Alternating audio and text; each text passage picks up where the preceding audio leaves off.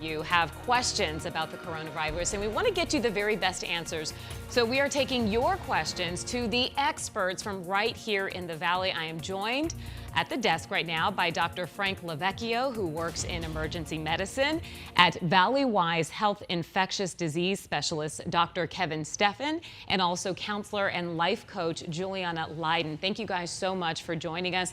It seems like the news about coronavirus, not only here in Arizona, but across the country, is changing by the second. And it's hard for people really to keep up, right, with what the facts are. So we have some questions from our viewers. So we'll go ahead and head to our first question.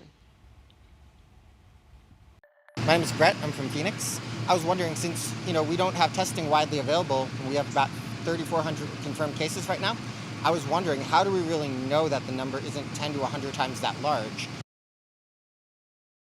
Question, and we could answer you and say the number is definitely higher. Okay. A lot of people haven't been tested, and we want testing. We want testing available, but we're just trying to warn the public, be aware that as soon as the testing is available, more people are going to be tested, right. And those people who have no symptoms or are asymptomatic are going to be positive. Right, and so it's simply just a question of the fact that there will be more testing ability, so the cases are certainly going to be higher. Right. The good news is the death rate hopefully won't go up also.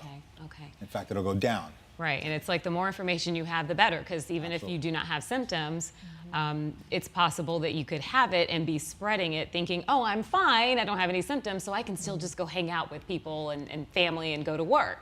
Right. That's the information we want. If you have it, we want you to stay home, stay quarantined. Yeah. And go ahead. I was just going to say that for the control of this infectious problem here in society, that's really where the testing of the young and healthy people comes into play, is you really understand the background of how many people are infected, right. And then you know what kinds of measures you have to put into place to help interrupt the cycle and keep the elderly and those that are most vulnerable safe. But if you're walking around shedding the virus and you don't know you're infected, right. You could be, accidentally infecting lots of people. And so we're all really churning at this point, wanting to get more tests out there because we want to know what we're dealing with, what the population of people are who already are harboring the virus. Right, so you know exactly what measures should be taken. Okay, let's head to another viewer question. My name is Veronica. I'm from Phoenix, Arizona. I guess a good question would be where we're at with finding a vaccine for coronavirus. Daily updates would be nice information. Right now, they have a few companies have come up with a vaccine that looks promising just based on the fact that they based it off the genetic material of the virus, and that was a feat just in and of itself. But what you have to do then is you have to be able to take it into people and test it to make sure it's going to be safe before you can just start distributing it in the population, because you don't want unexpected side effects. And I know there's a pressure to get that vaccine out there. Right. So they break trials into phase 1, phase 2, phase 3, and those are all steps towards getting it approved so that it's safe to use in the general population. We're in phase 1 right now. Right, okay, so we're still a ways away. Yeah, it's probably going to be at least a year. Most people, the Correct. conservative estimate is a year and a half, up to 2 years probably. May not even help this particular pandemic, and that's something people need to be aware of in terms of managing expectations. Okay, so that sounds a little bit frightening just to kind of your average person, but again, it just goes back to getting tested and knowing the precautions to take, right? Knowing that we don't have a vaccine that is readily available right now. I think the difference is that this is a brand new virus. And so you think, well, how come they can do it every year with the flu? Well, we already have the science in place, and we are basing it on last year's virus, and then we just have to modify it somewhat. This is starting from scratch with a brand new virus. Dr. LoVecchio, you're an ER doctor, Yes, correct? What are you seeing in the emergency room right now? Like, are you seeing an influx of people coming in with all kinds of like flu-like symptoms? What are you seeing? Well, number one, we do see a lot of patients who are very frustrated. They come in and they say, I want to get tested. And the test that I can give you is very restrictive. I could only give it to you if you have unexplained pneumonia and you're very, very sick, a high fever, maybe on a ventilator. If you just ask for it and you're walking around, you're not going to get the test. So please don't come to the ER just for something like that. Like that. There are some companies that could maybe do that. Hopefully in the near future it'll be up and ready to go. We are seeing lots of patients who are very worried and very scared.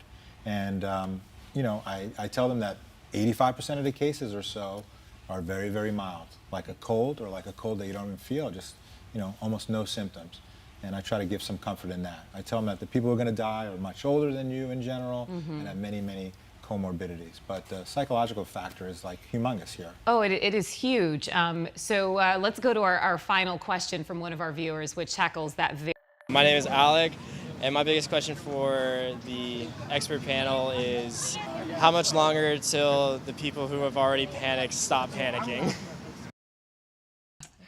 All right, so we've got a life coach here to help us with that one. Easier said than done, right? It is. Yeah. You know, we're moving into this herd mentality, and we are hardwired as humans to survive, right? So when we see everybody else doing that and rushing to the stores and getting all of the stuff, I have been telling people, look, get your information, pause, go out and get what you need, but listen to the experts. Get home, take care of yourself, because if you take more than what you need, right, it's creating a problem. I'm seeing at the grocery stores, they're limiting what we can actually take, and it creates fights. I saw people fighting this morning. And that in and of itself kind of creates panic. You know, I mean, I went to the store, I wasn't panicking, but as soon as I saw shelves that had nothing on them, all of a sudden I wanted that. I was like, I need that right now. And it was like, oh my gosh, okay, no, you have to try to, like, you know, dial it back down. That's right. There's not a food scarcity, at least not yet. So if people can find out, maybe they stock in the evening, maybe they stock in the morning, but don't watch too much stuff either. I was going to say, do you recommend that people maybe stay off of social media a little bit, maybe just turn straight to some of the news organizations? What do you recommend for that? Because right now it's rampant. It's like Facebook, you're getting text messages and pictures from your family members, and it's overwhelming. It is, and panic is contagious. And so what's happening is we're feeding off of it. I say gather your information, bring it to your family as best you can, set up your plan of how you're going to do it, listen to the experts, wash your hands, stay inside if you're ill, go out when you need to get what you need, but get back in, and don't just sit there obsessing. Okay, well, we will all try to do that. Thank you all very much you. for coming in and talking with us. I have a feeling it will not be the last time we see you. All right, and remember, you can find all of our coronavirus coverage, including the latest on the number of cases across Arizona, in our 12 News app, and you can also get that for free right now on your smartphone's app store. Tram, over to you. Coming up first at 4.